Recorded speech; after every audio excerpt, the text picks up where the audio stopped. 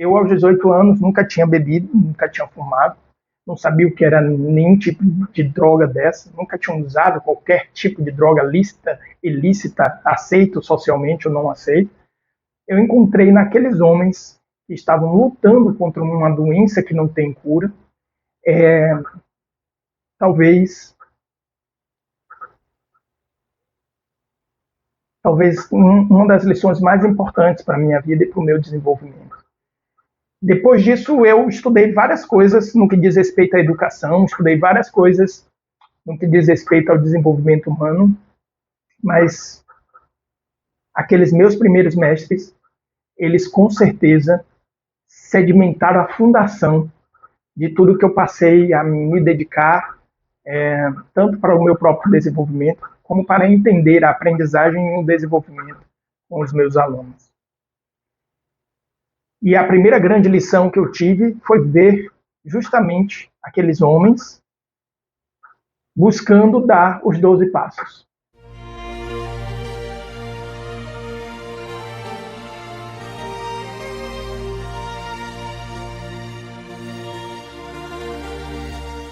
Bom, para começar essa aula aqui, eu gostaria de fazer só algumas observações. Isso é um trecho de uma formação que eu desenvolvi em parceria com alguns grupos católicos, né?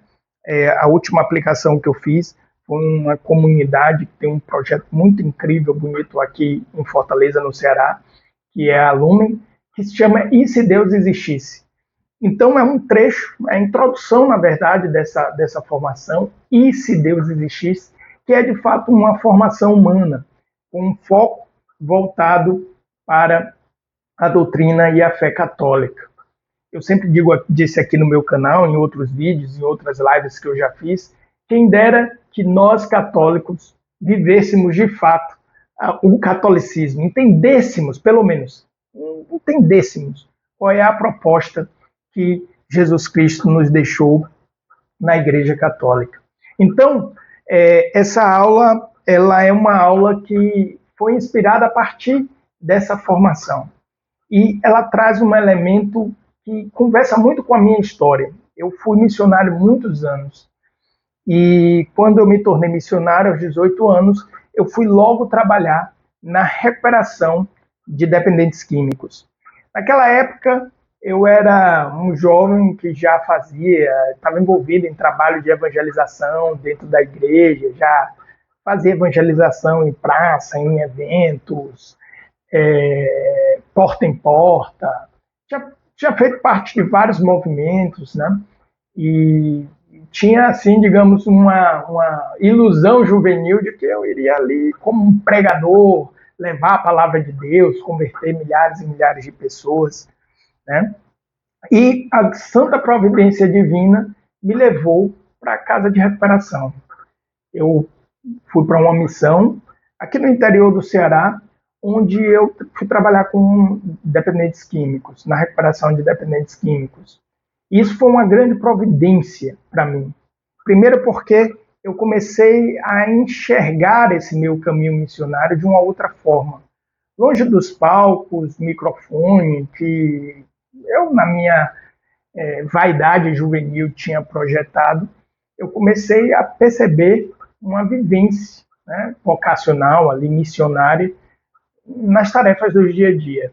Eu trabalhava num projeto, né, uma comunidade terapêutica, e diariamente a rotina era inchada, a rotina era trabalhar com madeira, né? A gente tinha oficinas lá que trabalhava com madeira, com os dependentes químicos, e principalmente ouvi-los e acompanhá-los. Eu, aos 18 anos, nunca tinha bebido, nunca tinha fumado, não sabia o que era nenhum tipo de droga dessa, nunca tinha usado qualquer tipo de droga lícita, ilícita, aceito socialmente ou não aceito.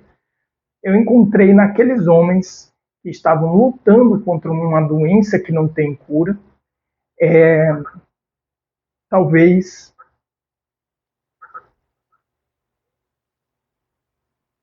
uma das lições mais importantes para a minha vida e para o meu desenvolvimento.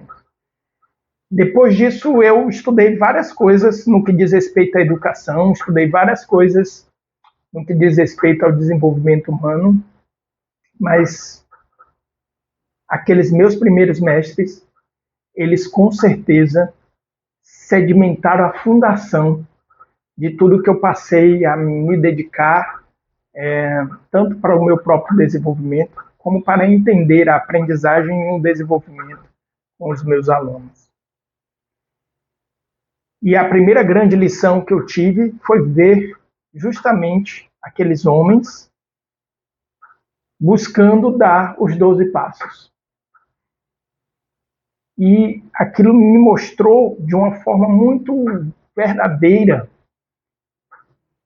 concreta, uma passagem do Evangelho de João, onde Jesus diz: eu sou o caminho. Então eles foram os meus primeiros mestres a me ensinar algo que depois eu ia ver, por exemplo, em Santa Teresa de Ávila, na espiritualidade dela, de caminho de perfeição, apontando também o desenvolvimento como um caminho. São João da Cruz e tantos outros que trazem justamente esse processo, um passo atrás do outro. Eu sou o caminho, a verdade e a vida. A verdade e a vida é o caminho é a verdade, o caminho é a vida. E aquilo estava encarnado na minha frente, na luta daqueles homens contra uma doença que não tem cura. Eu não tinha nenhum tipo de adicção de álcool ou outras drogas.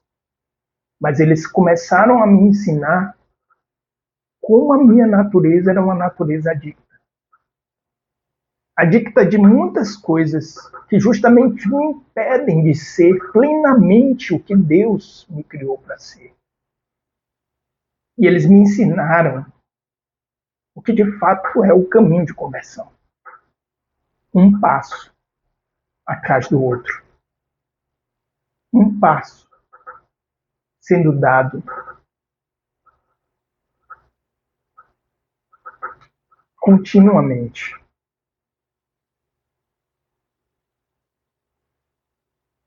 Eles me fizeram aprender o que significava a frase de Santo Agostinho que dizia: a graça supõe a natureza. Como essa graça espera a nossa disposição, o nosso sim. Isso já fica expresso nos 2 primeiros passos. Eu vou trazer isso aqui nessa aula. E aquilo, com certeza, foi uma grande lição na minha vida.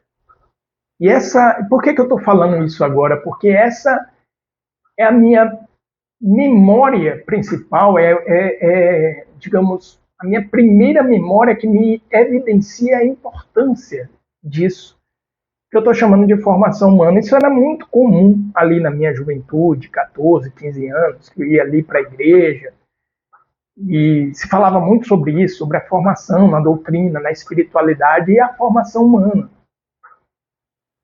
para que nós tenhamos uma natureza menos resistente à graça. É o que nos cabe. Para que a gente atrapalhe menos a Deus. E isso ficou muito claro com aqueles meus mestres me ensinando um passo atrás do outro, buscando viver o seu tratamento. Uma doença que não tem cura, tem tratamento. Isso se repetia muito. É uma doença sem cura, mas tem tratamento. E eles me ensinaram que é assim, passo a passo, que eu posso viver um caminho de conversão. Talvez eu não consiga mudar a minha condição, talvez não, né? Eu não consigo mudar a minha condição, nem a minha natureza decaída e corrompida. Mas passo a passo,